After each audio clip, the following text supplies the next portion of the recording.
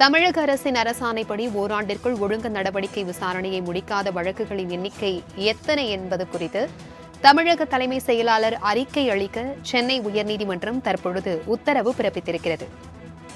இதுகுறித்தான கூடுதல் விவரங்களுடன் இணைக்கிறார் எமது செய்தியாளர் கிருஷ்ணமூர்த்தி. வணக்கம் கிருஷ்ணமூர்த்தி. தலைமை செயலாளருக்கு சென்னை உயர்நீதிமன்றம் தற்பொழுது உத்தரவு பிறப்பித்திருக்கிறது. இதுகுறித்தான முழு விவரங்களையும் பகிர்ந்துக்கோங்க.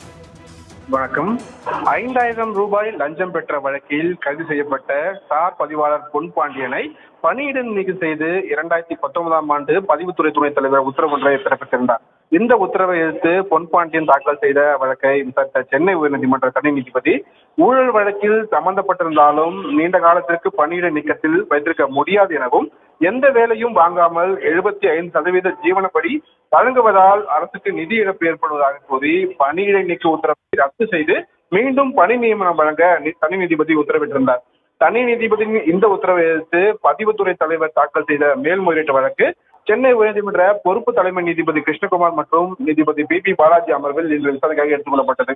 அப்போது துறை ரீதியான விசாரணையை தமிழக அரசின் அரசாணைப்படி ஓராண்டுக்குள் முடிக்காமல் 5 ஆண்டுகளாக பொன் பாண்டியனை பணியிட நீக்கத்தில் வைத்துள்ளதற்கு கண்டனம் தெரிவித்த நீதிபதிகள் 5 ஆண்டுகளாக எந்த வேலையுமே வழங்காமல் எதிர் மனுதாரருக்கு 75% ஊதியம் வழங்கப்பட்டுள்ளது எனவும், குறித்த காலத்தில் விசாரணையை முடிக்காத அதிகாரியிடமிருந்து வசூலிக்க வேண்டும் எனவும் சாடினார்கள்.